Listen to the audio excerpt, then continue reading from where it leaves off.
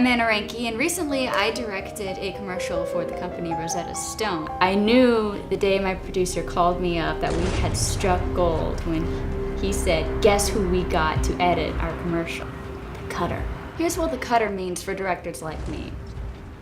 I know I can trust someone with my vision, with my project. I remember walking into the editing room one day and seeing him for the first time standing at the computer, and I thought, oh, he's standing. It's a little odd, but hey, I stand up for some of my most creative moments. Editing is about the heart of the content and finding that meaning.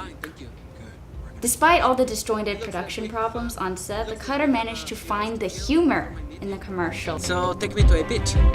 Really? Make sure it's not any beach. I want a clean one. I hate dirty beaches. Okay then. He had the comedic timing nailed.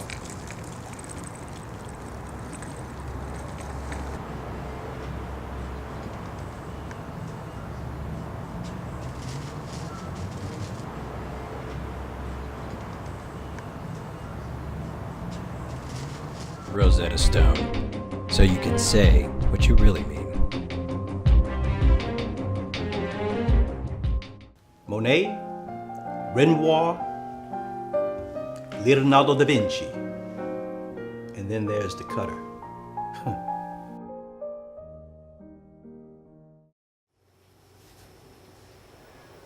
I didn't sell many papers today.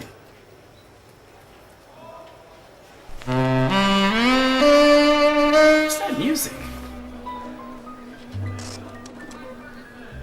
My name is Gerald Garner, and I would probably say, my God, what haven't I done? So there's a lot of variables within production that sometimes you're not in control of. And everything that could go wrong that day went wrong. Why is everything in black and white? He talked of black and white, but she knew the color of their skin would make no difference between them. Me and my partner, we did everything we could and shot the scenes that we felt were necessary. Got it to an editor who held it for about almost 2 months. Could never get anything right, would never sit down with us to get everything organized. Didn't know what to do. And all of a sudden, I thought about this guy. And why are you speaking in third person? He asked the question openly, but his eyes revealed suspicion and doubt. Mac, I didn't do it! You gotta believe me, I didn't do it. All we've got is each other. Look, each other. Look, lady, I don't even know you. I'm just trying to sell a damn newspaper. So that was it. She'd lost him. You remember Harvey Keitel in that movie, Pulp Fiction? The cleaner? This guy's the same kind of guy. You don't question him. You just make sure you have a cup of coffee ready when he show up. And he'll take care of everything. Nothing like him. Nothing. We'll always have that toward night, Bora Bora.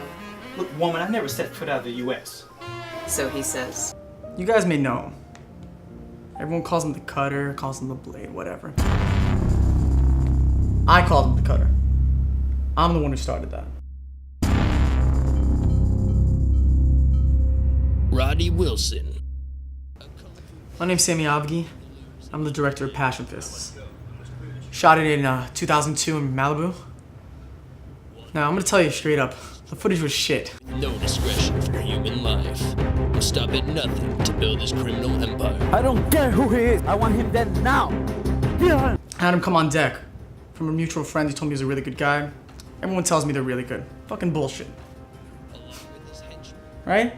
Get him in the editing suites, editing bay, whatever you want to call it. See him cut this shit up. You know, there were some shots that weren't working. I'm like, listen, you're leaving gaps. Why are you leaving gaps in between the sequence? And he told me, I'm gonna put inserts in. And I'm like, there's no inserts to put in. He's like, you're lying. I'm like, what do you mean? He scrolls through all the footage and he finds nunchucks, these white nunchucks, these big white nunchucks strapped around this guy's head. He's like, that's where we're gonna add that. This summer, get fisted. Passion Fisted. Passion Fist. A kung fu motion picture. What you guys don't know is that after 2 hours of staying in the editing suite, I left. The crew left. Everybody left. I come back the next morning, sure enough, the cutter's still there cutting up the footage. I told him, what the fuck are you doing?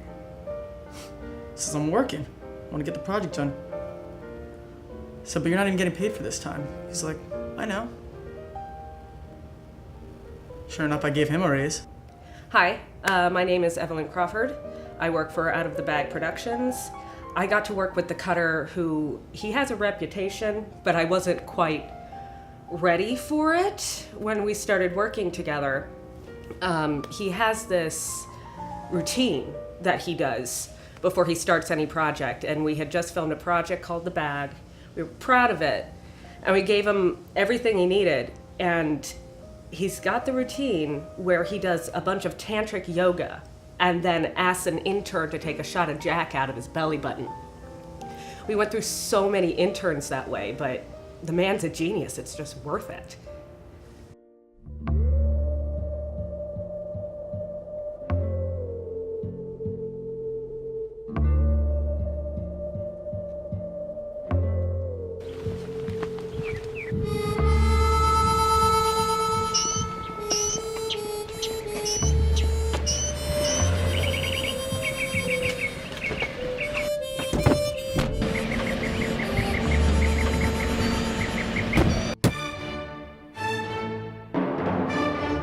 Drive.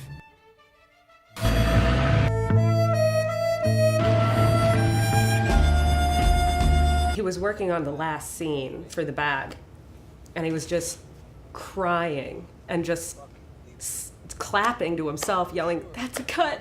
That's a cut!" And I started crying too. The man gets you into it. He gets you excited about your own project. In this car, and listen to that fucking Mozart CD the entire time. Beethoven.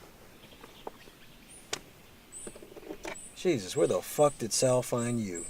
Saul's expecting us within the hour. Grab the bag.